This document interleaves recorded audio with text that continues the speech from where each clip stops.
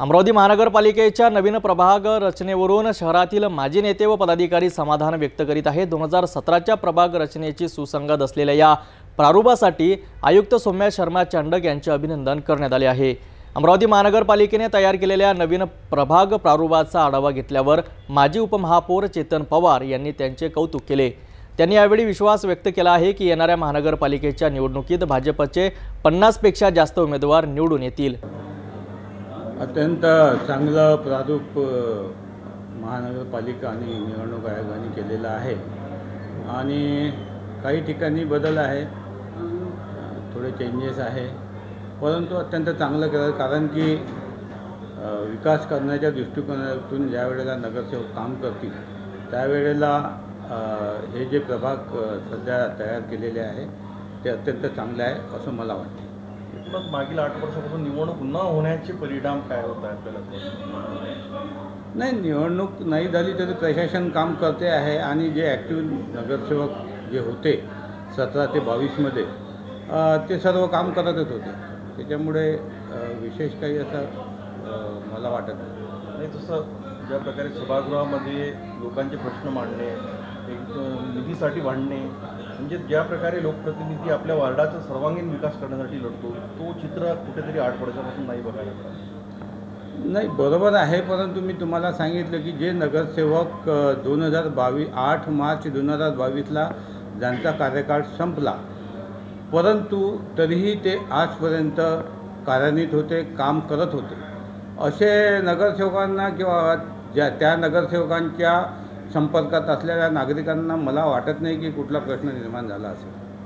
महानगरपालिका आयुक्त यांच्या कार्याची समाधान आहे? अत्यंत सुंदर काम करत आहेत नवीन मॅडम सौम्या शर्मा मॅडम, आणि त्यांच्यामुळे विशेष करून साफसफाईत खूप फरक पडलेला आहे आणि त्या फिरतात रोज सकाळी।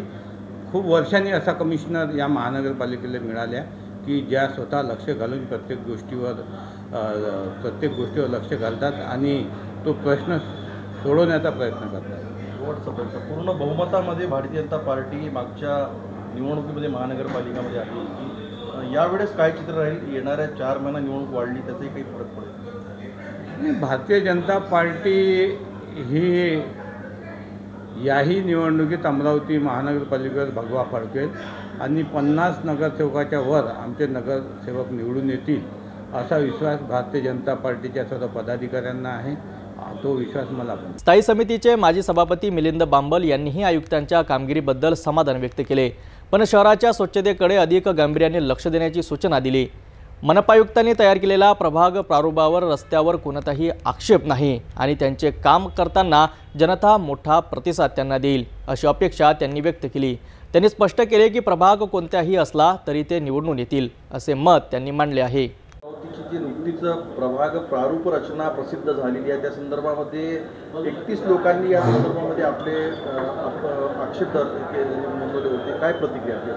नाही, जी प्रभाग रचना झाली आहे त्यामध्ये काही बदल न करता काही थोडाफार बदल झाला आहे, पण जे नगरसेवक आणि जे कार्यकर्ते ॲक्टिव्ह असतात आणि जनतेच्या समस्या सोडवतात त्यांना प्रभाग कसाही थोडाफार बदल झाला तर त्याच्यात काही फरक पडत नाही। कारण की आता आम्ही नगरसेवक नसतानासुद्धा मागील 9-10 वर्षापासून सातत्याने जनतेच्या संपर्कात आणि जनतेची कामं करत आहे, त्यामुळे प्रभाग कसाही झाला तर मी तर पहिल्यापासून कधी प्रभागांचा पाहतही नाही प्रभाग कुठे गेला काय झाला, कारण की आपण नेहमी संपर्कात असतो आणि अमरावती शहरातील कोणत्याही जनतेच्या कामात आम्ही तत्पर राहिल्यामुळे प्रभाग कसाही झाला तर याचा आम्हाला काही फरक पडत नाही। जनतेची कामं करणं महत्त्वाचं असतं।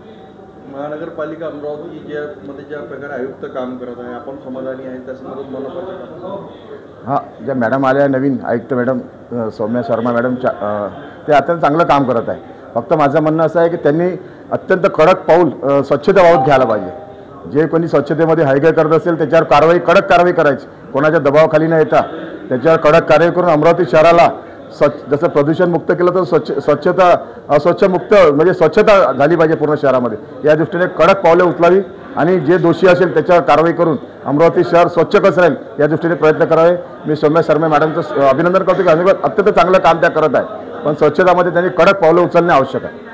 महत्त्वाचा प्रश्न, ज्या प्रकारे आपण स्वतः स्टँडिंगचे सभापती राहिलेले आहे, महानगरपालिकेचं आत्ता जोडून आपलं काम पाहिलं, आपल्या देखरेखीमध्ये मला असं वाटतं आपल्या लहानपणी अमरावती शहराचं जीवनवाहिनी असलेलं रेल्वे पूल तयार झालं असतं आणि आज त्या पुलाची परिस्थिती आहे.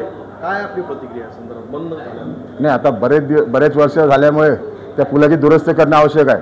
पण त्या दृष्टीने प्रशासनाने काही पर्यायी व्यवस्था करून नागरिकांना या वाहतुकीला त्रास होऊ नये या दृष्टीने प्रयत्न करणे आवश्यक आहे. कारण की तो पूल अनेक वर्षापासून जुना आहे. त्याची दुरुस्ती करणे जसे आवश्यक आहे त्या दृष्टीने नागरिकांच्या सोयी सुविधासुद्धा पाहणे आवश्यक आहे.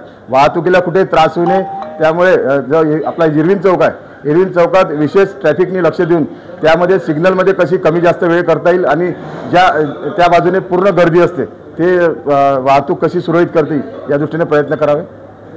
अमरावती महानगरपालिकेतील प्रभाग प्रारूपवरून समाधानाची भावना व्यक्त होत आहे. शहरातील स्वच्छता, व्यवस्थापन आणि आगामी निवडणुकीसाठी सज्जता या मुद्द्यावर सर्व नेत्यांनी भर दिला आहे.